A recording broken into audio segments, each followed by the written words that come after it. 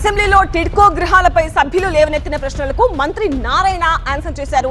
దీనికి సంబంధించిన బ్రేకింగ్ చూస్తున్నాం.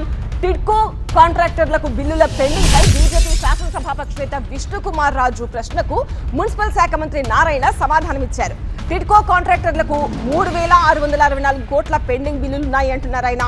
టిడ్కో ఇల్లు పూర్తి చేయడానికి 2,100 కోట్లు అవసరం. టిడ్కో ప్రాజెక్టు పూర్తి చేయడానికి మొత్తం 6,139 కోట్ల నిధులు కావాలి అంటున్నారు. 4,500 కోట్ల రుణం ఇచ్చేందుకు హడ్కో అంగీకరించింది అని చెప్తున్నారు మంత్రి నారాయణ. ఎఫ్ఆర్బిఎం పరిమితుల కారణంగా భూముల తనఖాపై రుణాలు ఇస్తామన్నారు. హడ్కో రుణం మంజూరు కాగానే టిడ్కో కాంట్రాక్టర్ల బిల్లులు చెల్లిస్తామని చెప్తున్నారు మంత్రి నారాయణ. ఏదైతే విష్ణుకుమార్ రాజు గారు శాసనసభ్యులు అడిగారో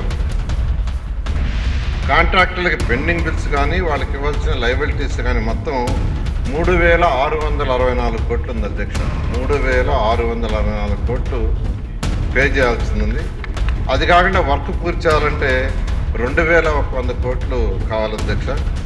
అదేవిధంగా రీఫండ్ ఏదైతే 1,50,000, 50,000, 25,000 జగన్మోహన్ రెడ్డి గారు జీవో చెల్లిపోయారు, డబ్బులు ఇవ్వాల, దానికి 375 కోట్లు. సో ఈ ప్రాజెక్ట్ పూర్తి కావాలంటే 6,139 కోట్లు కావాలి అధ్యక్ష. దానికి గాను హడ్కోలో లోను యాక్చువల్గా రిక్వెస్ట్ చేయడం జరిగింది. వాళ్ళు 4,500 కోట్లు ఇవ్వడానికి యాక్సెప్ట్ చేశారు.